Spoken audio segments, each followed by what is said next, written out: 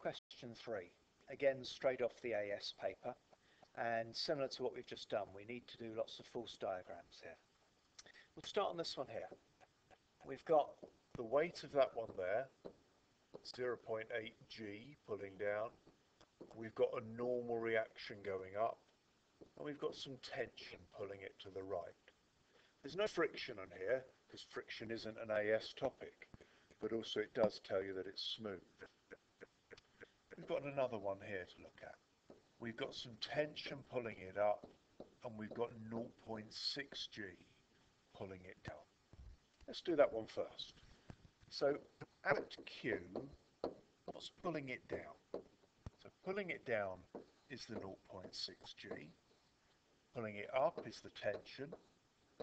And that force is equal to its mass times by its acceleration.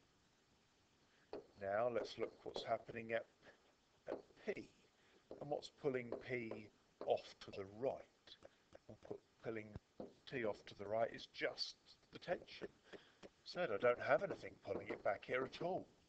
So the tension equals the mass times that one's acceleration. And the two accelerations are the same. That's because it's a light inextensible, it's an inextensible string, is why it's the same. Now, if I add these two equations together, you can see where we're going.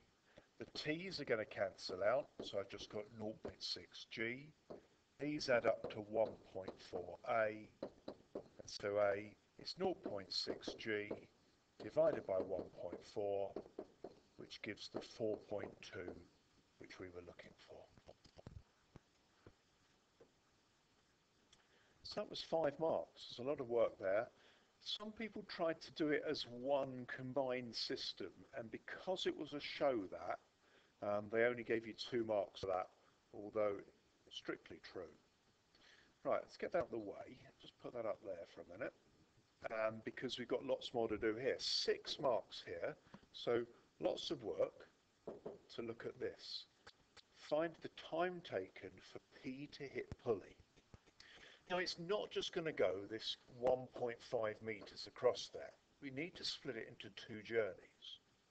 Journey 1 is until it hits the ground here. So journey 1 is for the 0.4. Have a look. Let's do that equation. We want to know how long is it going to take to travel the 0.4 meters. We know it starts at rest. We don't know the velocity. We want the time, and we have just figured out that the acceleration here is 4.2. So if I use an S equals ut plus half at squared there, so I've got 0.4 there, that's 0, a half times 4.2 times t squared. I can rearrange that, and I can get t to be 0.436. A couple of people rounding that a bit too much, but t is 0.436. So it takes 0.43 seconds for this thing to hit the ground. But then it's still got another 1.1 meters to go. So how long is that going to take? Well, we're going to need to know how fast it's going. So how fast is it going at this point here? Hey, that's that. So let's use these equations again, and let's go for a v equals, what should we use a v equals u plus at, should we? So v equals 0 plus 4.2 times by the t we just had there.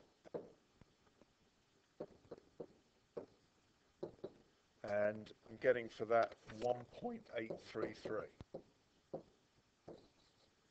Perhaps it probably would have been better to do it as a v squared equals u squared plus 2as actually, because then I wouldn't have had to use that rounded number there. So I've got 0, I've got 2 times 4.2 times 0.4 and square root it. That would be more accurate. So that's giving us, I think, 2 root 21 over 5. I think that is.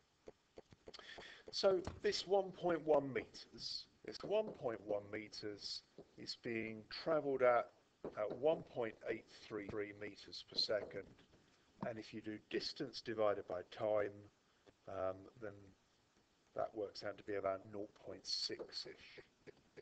And the last thing is to add these two bits together, that one and that one there, to get the total time as 1.04 seconds.